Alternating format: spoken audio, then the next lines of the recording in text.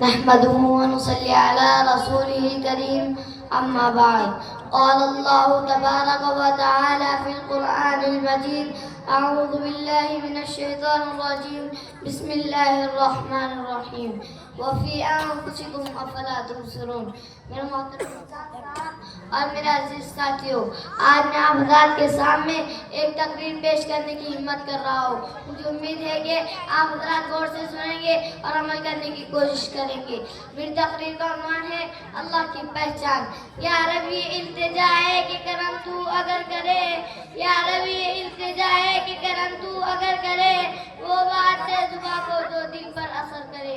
محترم صدر اجلاس، ابھی میں نے آپ کے سامنے جو آیت شریف تلاوت کی ہے وہ سورہ ذاریات 26 پارے کی آیت ہے، جس میں خداوند قدوس نے ہم تمام انسانوں کو دعوت دی کہ خدا واحد ذات اقدس کو پہچانے۔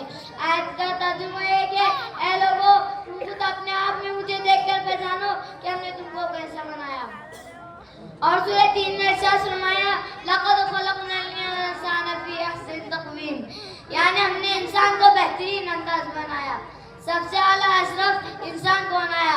حضرت انسان سے بڑھ کر خدا کی کوئی مخلوق نہیں، نہ فرشتے نہ جن۔ اور سورہ بلد میں ارشاد فرمایا اے انسان، کہ ہم نے تجھے تو آنکھیں نہیں دی، اور کہ ہم نے تجھے زبان نہیں دی، اور کہ ہم نے تجھے تو ہونٹ نہیں دیے۔ میرے عزیز ساتھیوں، ہم قرآن میں اللہ کو ڈھونڈے تو اللہ اپنا تعارف فرماتا ہے، اللہ لا الہ الا هو الحی القیوم، میں وہ ہوں جو موت سے پاک ہوں۔ اب پابند بن کے چلو اس اللہ کے جس کی شہنشاہی ہے، اس اللہ کے پابند بنو جس نے مجھے بنایا، اس اللہ کے پابند بنو جس نے مجھے آنکھوں کا نور دیا، زبان میں بول دیے، جسم میں طاقت دی، عقل کو سمجھنے کے اوصاف دیے۔ اس اللہ کے پابند بنو جس نے قرآن کو اتارا، جس نے دھرتی کو بچھایا، جس نے آسمان کو اٹھایا۔ آسمان کے چھت میرے اللہ کے قبضے میں ہے، زمین کا فرش میرے اللہ کے قبضے میں ہے، پانی کا گرنا میرے اللہ کی شہنشاہی ہے، اور برف کا گرنا میرے اللہ کی بادشاہی ہے، اور طوفانوں کا آنا، بجلیوں کا چمکنا، بادلوں کی گرج، موسموں کا تبدیل ہونا، درختوں کے پھل، پھلوں کے ذائقوں میں خوشبو، پھل کے اندر کور چھلکے، ایک انار ہی میری رب کی قدرت کا شاہکار ہے۔ دانا دانا جوڑ کے دکھاؤ، اس کو پردے میں لپیٹ کے دکھاؤ، اس کی پیکنگ کر کے دکھاؤ، اس میں رنگ بھر کے دکھاؤ، اس میں ذائقے بھر کے دکھاؤ۔